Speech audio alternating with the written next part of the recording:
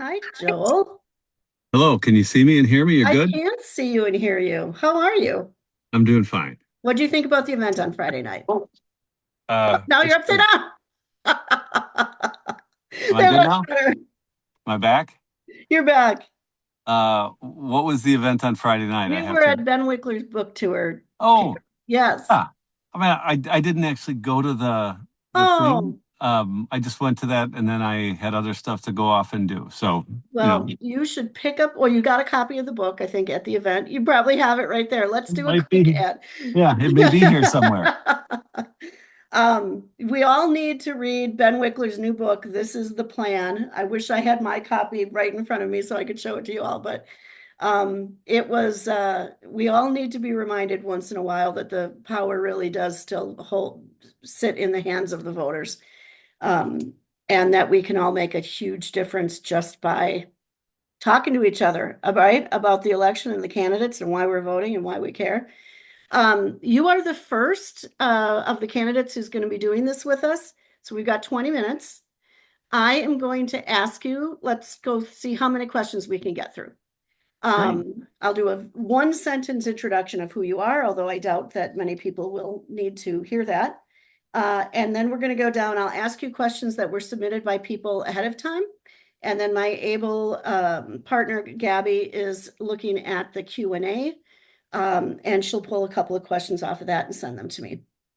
So Great. it is exactly 6 o'clock, and we are talking to gubernatorial candidate Joel Brennan. Hello, how are you? Where are you? Sauk City, Sauk All Prairie. right. So there's a forum tonight. So the forum starts in an hour. I'm in the That's parking right. lot, That's right. and so here we go. It's Dane County and Sauk County Democrats tonight. That's awesome. Thank you so much for making time for us. Um, let's start by simply saying that Joel Brennan ran Discovery World Science Museum here in Milwaukee, or there in Milwaukee. I am obviously in Waukesha. It is the state's largest science museum, and he led the Greater Milwaukee Committee, which is kind of like a big club for movers and shakers and trying to get stuff done, right? Before joining the Evers administration as the head of the Department of Administration. That is a big deal job. I mean, I'm going to say you were the governor's right-hand man for a There's lot of his some of that. administration. So let's get into it. Data centers. We all know that this is a topic that all of the candidates have been getting questions from. Nobody is happy about what's happening with data centers anywhere in the country, No, actually. no. The candidates all agree that something has to be done about them. My question to you is, what can the governor do? What would you need the legislature's buy-in for? And what should be left to local government? Yeah, and that's a great question. And so there has been discussions around moratoriums when it comes to data centers, and that's the first thing that would require the legislature. The governor can't really single-handedly say we're not going to do any data centers, and I No, think like that's executive order or yeah, something like it's that. important for people to know that. And so, one, what I need is because I have said I would put a pause on the approval of any new data centers until we put guardrails on. And I'll talk in a second what those guardrails are. But in order to do that, I'm going to need a Democratic majority in the Assembly and the Senate, and that means it's really important who we elect in the primary so that we can get to a general election, have as many allies in the legislature and go from there. And with that, one, again, so the first thing we would do is make sure that we would have no additional approval of data centers in the first, let's say, I'd say we could do this in 100 days because, Okay. you've said people are angry, people are disappointed in government, they're distrustful of government, and that goes right back to the state not upholding its end of the bargain and the state kind of leaving local government hanging out to dry by passing the tax incentives that were associated with data centers that kind of put Wisconsin in that, but never doing anything to put any guardrails on there. And so the guardrails for me are four. One, making sure that nobody watching this and nobody, who's now looking at data centers, that they're not responsible, no local taxpayer is responsible for the construction, the operation, the transmission, the ultimate retirement of data centers. Like that's job one, to make sure that nobody is paying for them. And in fact, to have those who are constructing the data centers provide some resources for Wisconsin so that the disruption that's going to happen, we have resources to be able to deal with that. So that's point number one. Point number two is, I'm in a beautiful part of the state. I was in the Driftless area just this weekend. We have wonderful things in Wisconsin, and we can't screw that up. And so if we're going to have data centers, there have to be teeth so that the water and the air we breathe and none of those things are going to be imperiled by data centers. In addition to that, we need to make sure we're pushing forward to that 2050 so that we're carbon neutral by 2050. And so as data centers are being created, we need to make sure that there are renewables that are part of that. So that's number two on the environmental side. Number three is, if they're going to be built, they'll be built by Wisconsin union labor. That's just a absolute for me. And number four, and this is get to the point that you talked about with the anger at the local level, make sure that there's never a non-disclosure agreement again, that there is a vehicle for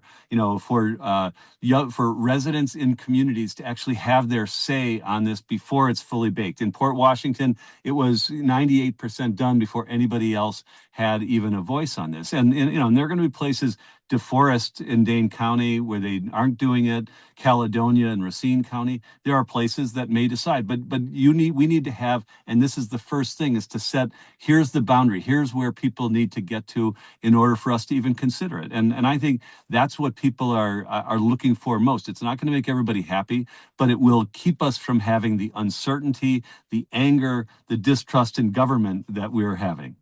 Especially the tax incentive thing. I don't know why you're giving tax incentive, or a person would give tax incentives to billion-dollar corporations. I know it's not part of the question, but part of my job in the Evers administration for the first year was to navigate our way around the Foxconn deal. You remember that was a $3 billion giveaway. We whittled it down to ultimately $80 million. And the idea, and this is something that I think state government has failed at for a long time, the idea that we're going to somehow, give away the store and attract these companies to come here. We have to grow our own. And I'm at a school right now, and that's about, the K-12 system, UW system.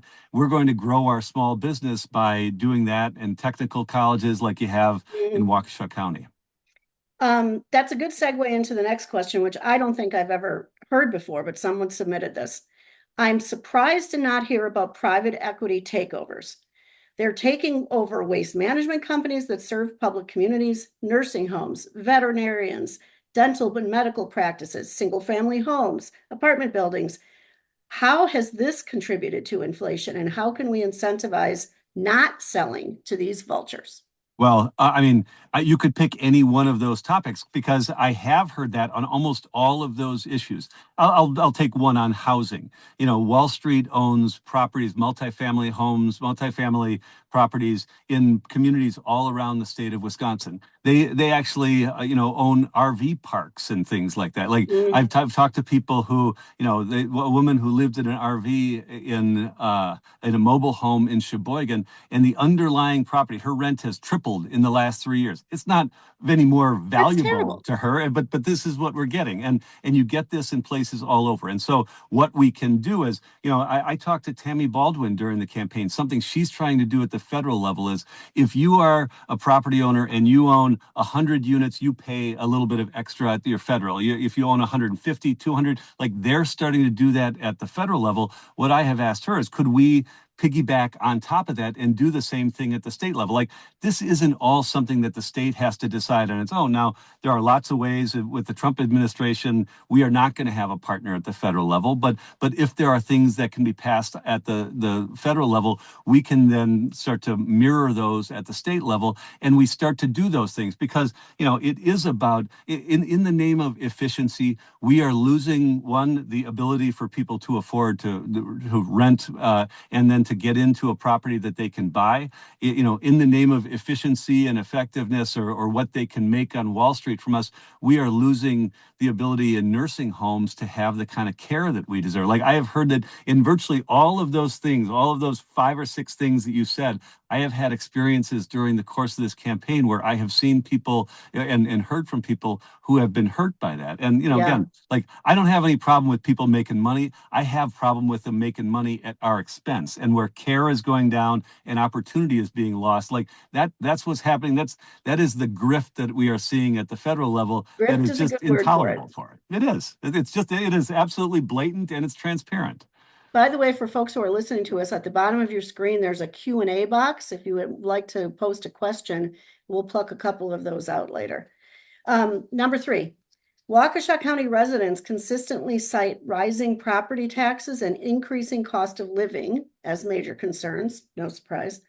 As governor, what specific policies would you pursue to provide meaningful tax relief while ensuring that local governments and schools have the resources that they need?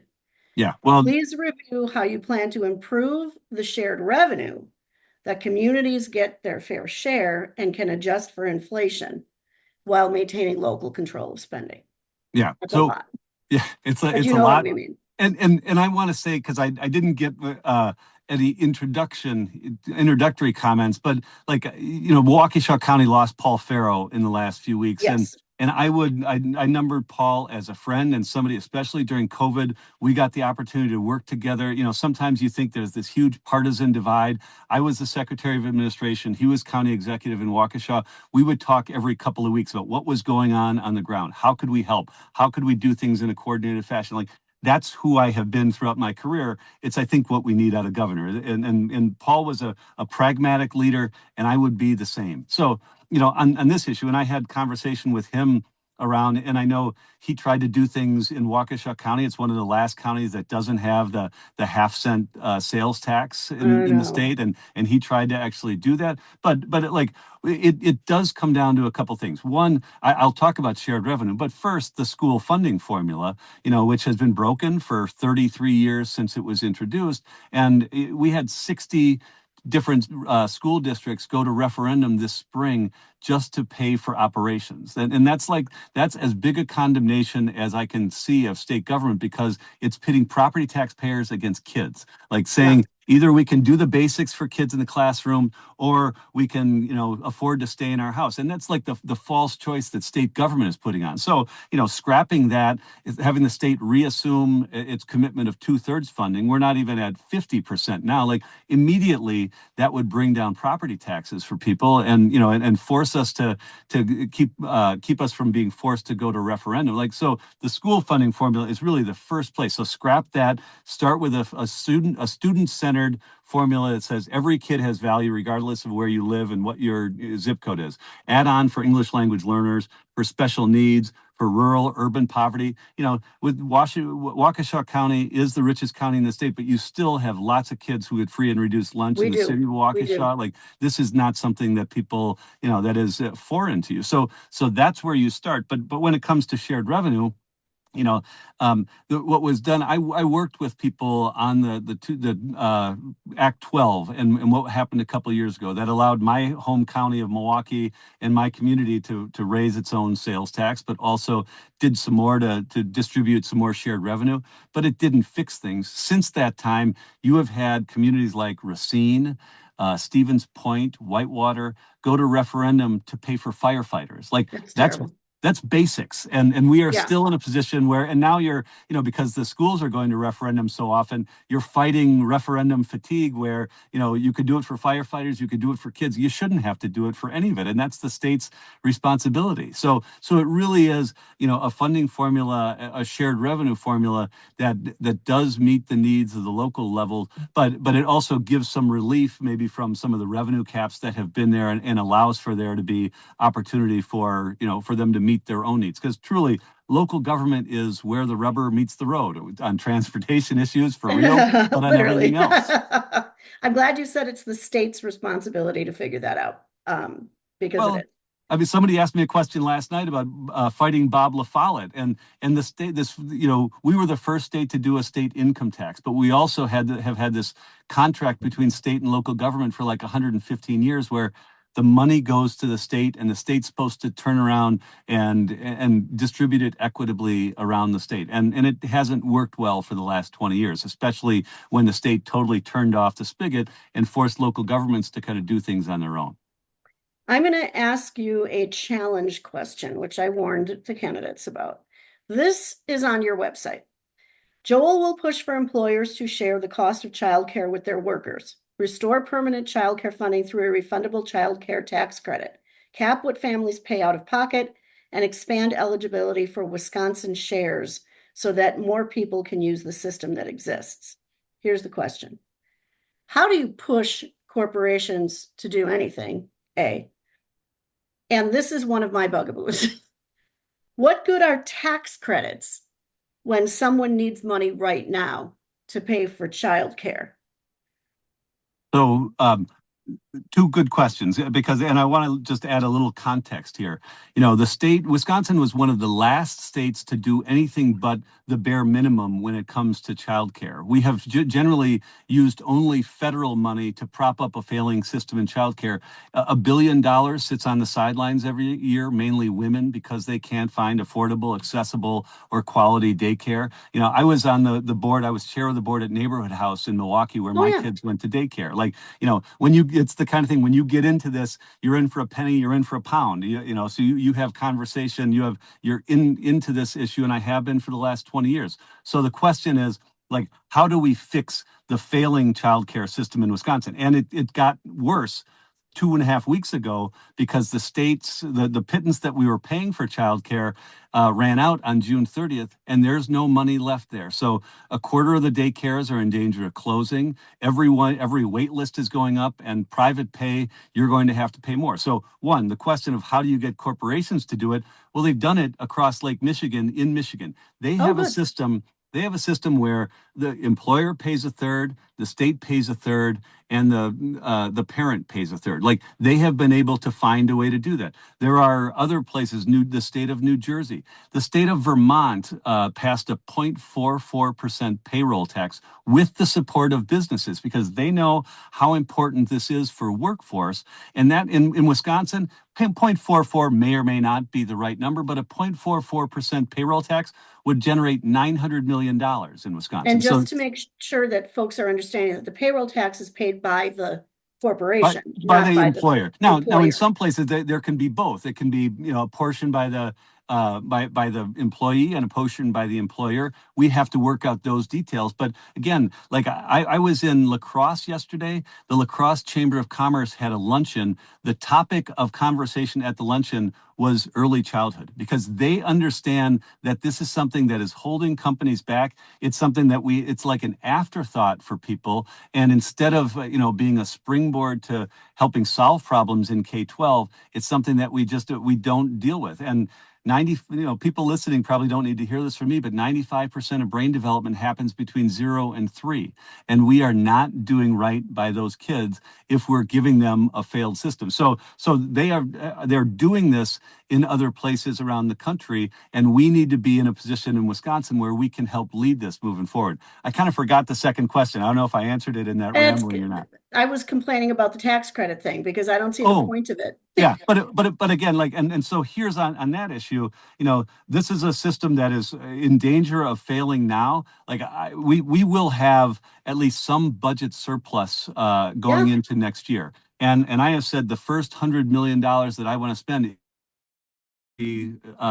child care issues in the first weeks of the next session, because this is an issue that can't afford for us to wait. Now, ultimately, a refundable tax credit means that if somebody has no tax liability and the credit is more, they actually get that money. So this would ultimately put some money in people's pockets. But I agree, it's not going to be there right away, and we need to do stuff right away. But again, if you are lowering their costs elsewhere, like if we can lower the cost of childcare, Now they do have a little wiggle room Right, for right. food and all of the and energy and all of the other costs are Right, going up. So right now, so I'm in Sauk County, and in the neighboring county in Madison, and it's probably different in different places. But I think that the statistic is that they spend about 22% of the family income on infant care, which, if you know, child care is the most expensive. Like yeah, those years, because the ratios are higher. If you just cap that at 7%, they're saving 2/3 of that. Like those are dollars that then are going into other things, and they're absolutely being able to see an immediate return. I'm going to take one from the audience. This you won't be surprised at this. How do you plan to win against Tom Tiffany? Well, Tom Tiffany's got to live with Tom Tiffany's record, and Joel Brennan will live with Joel Brennan's record. Tom Tiffany has been, pretty much 100% That's Donald actually a Trump really good supporter. point. You Yeah, have a good I record. He mean, doesn't. he has had in his first votes, it was decertifying elections in Pennsylvania and Arizona, and the cynical stuff that they have done, the biggest cuts to Medicaid and to SNAP benefits happen after the midterm elections. Like he's going to have to answer that. He's got kitschy ads, and everybody is looking around and seeing that. And I have no problem. I'm sure his mother is a wonderful woman, but he's going to have to answer more to his relationship to Donald Trump than he is to his mom when we get to the general election. And for me, it's not just going to be about, making sure that people know who Tom Tiffany is, although that's going to be part of it. It's got to be around the vision of this, the election, and the stakes are so high. We need to be able to deal with childcare issues. We need to make sure people are paying less for health care. We're dealing with the challenges we have in public schools. The fact that, right now you have to be 40, you're going to be 40 years old before you could be the average age of a first-time homebuyer. Like the kid I met in La Crosse last night who's 25 and wants to fix up one of the beautiful old homes there. We're going to tell him we have to wait another 15 years. Like Yeah, there are real great. problems for us to solve. We've got to be able to present a vision that gets people there. Let me see if in 1 minute we can squeeze in two super fast ones. This could be a yes or no question. Misinformation about health and science is measurably affecting health outcomes in Wisconsin. Do you see this as a public health issue that the governor's office should address? Absolutely. I mean, and we could talk further, but yes, I mean, we need to have science be driving and data be driving our decisions rather than emotion and rather than ideology. Like that's just something that we should have on everything, but certainly when it comes to health, and we're getting no help from the federal government. And it is exactly 6:20. I'm going to ask you one more question. What's your favorite place in Waukesha County? Well, my favorite place in Waukesha County is 18660 Bonnie Lane because it's the house I grew up in. Oh, My parents built one of the first homes in Brookfield in their subdivision of Rolling Meadows. I went to St. John Vianney for grade school. I lived there until I was 16. And so, for me, it's always like coming home. Kurt's Pond down at the bottom of the hill is a place where I spent a lot of time as a kid. And so, part of who I am is Waukesha County. My mom, said that our congressman was Jim Senseless-Brenner back then. I actually thought that was his name, so and he was in office like your entire life. He was for a very long time. So like my roots are there, and that's part of who I am, and I take that everywhere with me. So that's my favorite place, bar none, in Waukesha County. Thank you so much for spending some time with us. If you win the primary, will you come back for a longer conversation? Absolutely, love to. We'll do it in person too, wherever you guys can. That would be great. That would be great. Waukesha County winning in Wisconsin still goes through Waukesha County, and That is a every fact. Democrat knows it, and the Republicans know it. Thank you so much. Have Thanks a good a lot. night. Appreciate it, Kristen. All right. Bye.